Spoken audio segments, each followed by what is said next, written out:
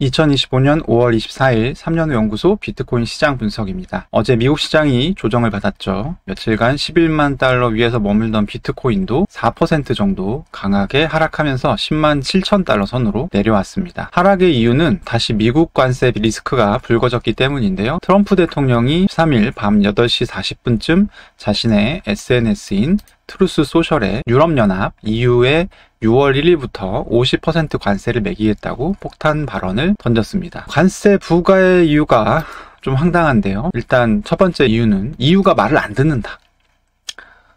부가가치세, 기업 처벌하고 환율 조작하고 미국 기업한테 소송하고 지금 EU의 비관세 무역 장벽이 너무 높다. 그리고 그 결과 우리가 매년 2억 5천만 달러 이상의 무역 적자를 보고 있다.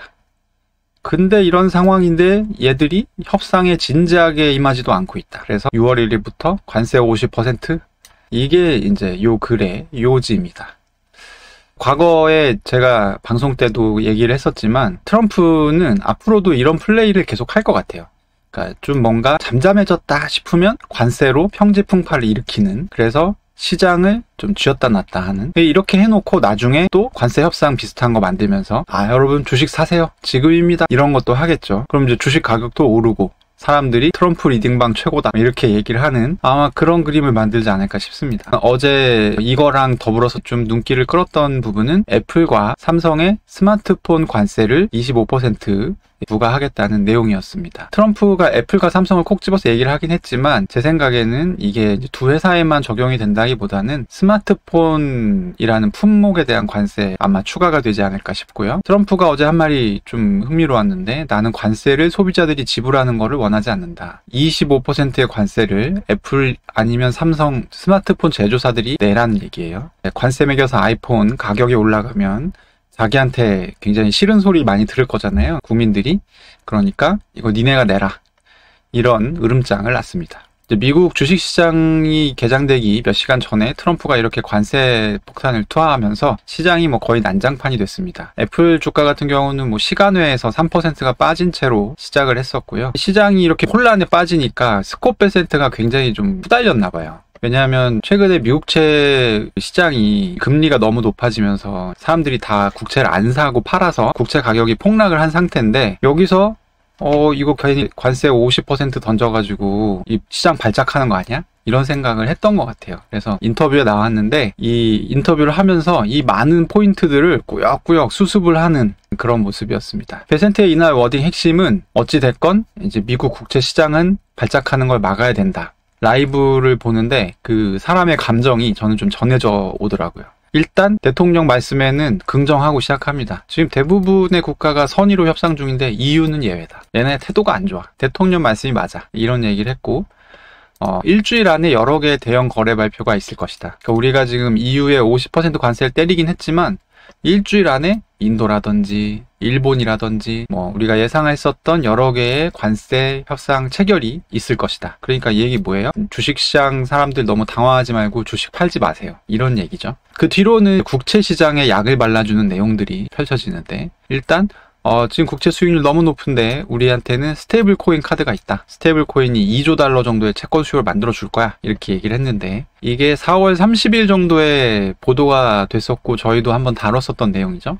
재무부 보고서에 있는. 근데 2조 달러의 채권 수요가 만들어지려면 재무부 피셜 2028년은 돼야 됩니다. 그러니까 스테이블 코인 법안이 통과된다고 해서 바로 만들어지는 게 아니에요. 근데 이 얘기를 땡겨온 거죠. 몇 년을 땡겨온 거예요? 3년을 땡겨온 거예요. 다급하니까. 이 미국채 시장이 발작하지 않았으면 좋겠다, 이런 마음이었던 것 같습니다. 그리고 SLR 규제도 여름쯤에 풀릴 거야. 그러면 또 채권 이 수익률 수십 bp 내려간다, 이렇게 또 얘기를 했어요. SLR 규제가 왜 막혀 있는지 제가 예전 영상에서 설명드렸죠. 연준의 SLR 규제 담당 부의장이 아직 임명 전이라서 임명을 해야 되는데 민주당 상원의원들이 인준을 막고 있다, 그런 말씀 드렸는데 여름쯤에 풀릴지 사실 잘 모르겠습니다. 어쨌든 베센트가 얘기를 하니까 시장에서는 귀담아 들을 수밖에 없죠. 그 밖에는 GDP 성장률 같은 경우도 3%, 이게 이제 목표 성장률이거든요. 근데 분기별로 봤을 때는 내년 5월쯤 되면 이거 나올 것 같아. 물어보지도 않은 말을 막 합니다.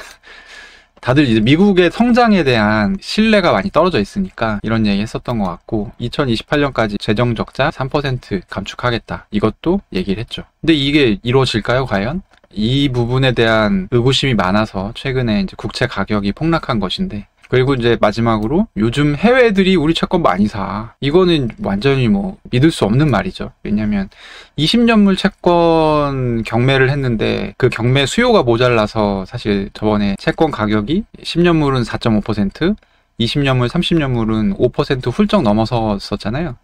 이런 얘기까지도 베센트가 했었다. 수습하려는 차원에서. 근데 저는 효과가 있었던 것 같아요. 왜냐하면 이날 상대적으로 10년물 국채가 멀쩡했습니다. 이 수익률이 크게 올라가지 않았어요. 예상했던 것보다. 의외로 비트코인이 좀 깊은 하락을 봤습니다. 그 부분에 대해서 설명드릴 텐데 제가 생각할 때는 이날 베센트가 얘기했었던 대책들이 대부분 말이 되는 것들이에요. 저도 얘기했었잖아요. 그래서 아마 시장이 좀 진정을 하지 않았나 싶어요. 좀 얘기 들어보니까 가능성이 있네 이렇게 이제 생각을 했었던 것 같고 이날 국채 시장이 그래도 괜찮았던 또 하나의 이유는 관세 폭탄을 맞은 이 대상이 EU라는 거에서 좀 오지 않았나 싶습니다. 지금 보면 EU에서 미국이 수입하는 물품들이 대부분 고가의 사치제예요. 반면 중국에서 이제 수입하는 물건들은 굉장히 생필품들이 많죠. 중국이랑 관세 협상이 빠그라지면 물가 상승 우려가 생기는데 EU 같은 경우는 그런 부분이 좀 적지 않았나 라는 생각이 듭니다. 그래서 물가 상승 우려가 좀 비교적 없기 때문에 사실 국채 가격이 버틸 수 있었다는 것이죠. 네, 비트코인 가격은 이날 주식시장 대비 큰 하락을 했었죠. 비트코인 가격은 한 3-4% 빠졌는데 이날 나스닥 같은 경우는 1% 정도밖에 안 빠졌거든요. 이 비트코인 가격이 이날 하락하는 추이를 좀 살펴보면 어떤 부분이 많이 작용을 했는지를 좀 추정해 볼 수 있는데 먼저 이 부분이 그 트럼프의 SNS에 글이 올라왔을 시점입니다. 그래서 바로 한번 떨어지고 반등해서 회복을 하다가 이 부분 새벽 한 3시 정도에 트럼프 대통령이 원전 관련 행정명령 사인을 하고 기자회견을 가졌는데 여기서 이제 EU의 관세 관련한 질문들을 많이 받았습니다. 예상 밖으로 트럼프가 무슨 얘기를 했냐면 나 이거 진짜 50% 매길 거고 이거 어차피 EU가 6월 1일까지 협의 못해 온다는 거 알고 있어. 하지만 나는 매길 거야. 약간 이런 식으로 굉장히 강경하게 얘기를 하니까 그때부터 낙폭이 계속 좀 확대가 되는 그런 모습을 보였습니다. 이런 것들을 좀 봤을 때는 관세 이슈에 영향을 많이 받았다고 볼 수 있죠. 비트코인의 이번 하락이. 다만 이 낙폭 자체가 이 3%, 4% 떨어지면서 10만 7천 달러까지 갔었는데 이 낙폭 자체가 합리적인 수준인지는 며칠 더 이제 지켜봐야지 명확해질 것 같아요. 바로 회복을 할 수도 있고 회복을 못하고 횡보를 한다고 하면 다른 이유가 있다라는 추정을 해야 되겠죠. 다른 이유가 무엇일까에 대해서 이제 생각을 좀 해보면 아무래도 연준의 금리 인하가 변수가 될 것 같다는 생각이 듭니다. 저희 방송에서는 시간 관계상 이제 소개하지 않았던 부분인데 크리스토퍼 월러 연준 이사가 5월 22일에 이런 발언을 한 적이 있습니다. 우리가 만일 실질 관세율, 실효 관세율을 10% 수준으로 낮추고 이 실효 관세율은 실제로 얼마나 되는 관세를 걷느냐 이런 부분인데 이걸 10% 수준으로 낮추고 7월 정도에 그걸 확정한다면 올해 하반기에는 좋은 상황이 될 거야 라는 얘기를 5월 22일에 했습니다. 이 하반기에는 좋은 상황이라는 거는 금리 인하를 얘기하는 거죠. 금리 인하를 할 수 있게 될 거다. 이 크리스토퍼 월러 이사는 4월에도 이런 얘기를 한번 한 적이 있어요. 10% 정도는 물가 상승에 미치는 영향이 별로 없다. 그리고 물가 상승에 미치는 영향은 사실 일시적이다 라는 얘기를 그때도 했었죠. 22일에도 이런 관세가 지속적으로 물가를 올릴 거라는 증거는 아직 못 봤다 라고 이제 명확하게 얘기를 해줬습니다. 실효 관세율이 그럼 지금은 얼마 정도일까라는 이제 의문이 들잖아요. 그래서 이제 예일대 예산연구소 조사 같은 걸 좀 보면 EU 50% 관세 적용하기 전에 미국의 추정 실질 관세율이 17.8% 정도입니다. 그러니까 요 10% 정도면 괜찮다고 하는데 이미 7.8% 오버했어요. 근데 여기에 EU 50% 관세를 적용을 하면 요 실질 관세율이 21.9%까지 급등합니다. 4% 정도 급등을 하게 되고 앞으로 관세 관련 협상들이 이제 쭉 이어질 텐데요. 이 협상 내용을 보면 이게 얼마나 좋은 건지에 대해서 이제 우리가 계산하기가 좀 쉽지 않습니다. 이럴 때 이제 실효 관세율을 좀 보면 된다라고 할 수 있겠죠. 실효 관세율을 기준 삼아서 보면 호재인지, 얼마나 호재인지, 악재는 또 얼마나 악재인지 이 비교해서 이제 생각해 볼 수 있겠죠. 관세가 굉장히 불확실해지면서 이날 연준 인사들의 다소 신경질적인 발언들도 나왔습니다. 오스틴 굴스비 시카고 연은 총재가 이날 트럼프 대통령이 SNS에 글을 올린 직후에 인터뷰를 했는데 이제 인터뷰하기 직전에 이제 이걸 찾아봤나 봐요. 그래서 이제 무슨 얘기했냐면 나는 4월 2일에는 연말쯤에 금리가 될 수 있다고 생각했었다. 근데 지금 이런 시기면 금리 인하 시점은 지금으로부터 10개월에서 16개월 뒤로 밀릴 수도 있다. 불확실성이 해소되기 전까지는 금리 인하 등의 조치를 취하기 위한 기준이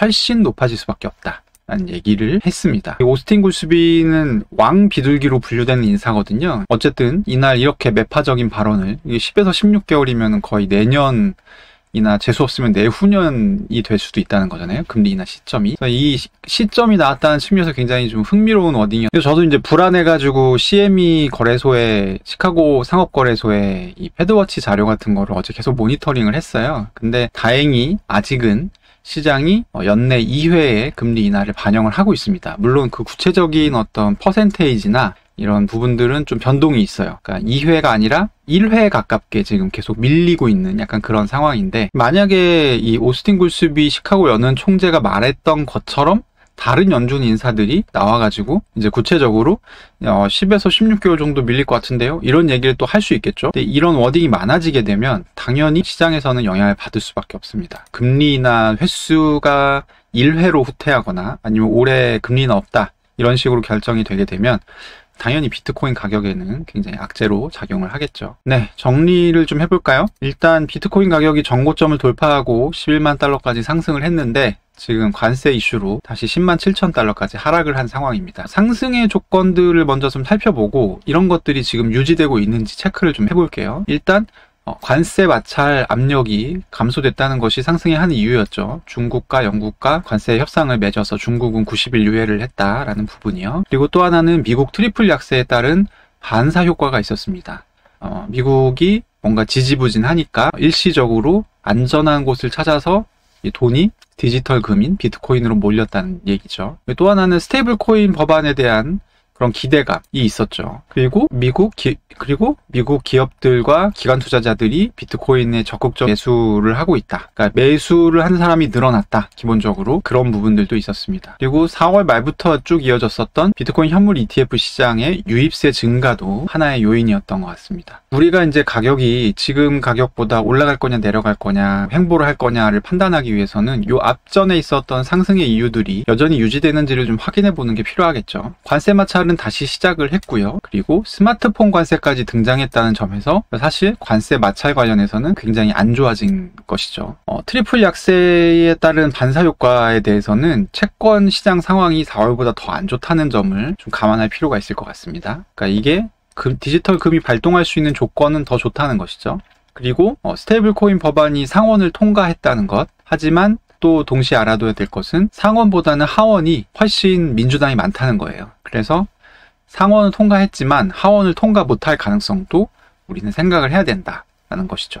요 미국 기업들의 적극적인 매수나 이런 부분들은 현재로서는 알 수 없는 상황입니다. 이제 좀 달라지겠죠. ETF 같은 경우도 하루 지나야 데이터가 나오니까 나머지는 미지수라고 봐야 될 것 같고, 결국에 전고점 돌파를 다시 하고 11만 달러까지 올라가기 위해서는 지금 뭔가 좀 새로운 호재가 필요한 상황이 아닌가 하는 생각이 듭니다. 네, 오늘의 분석은 여기까지입니다.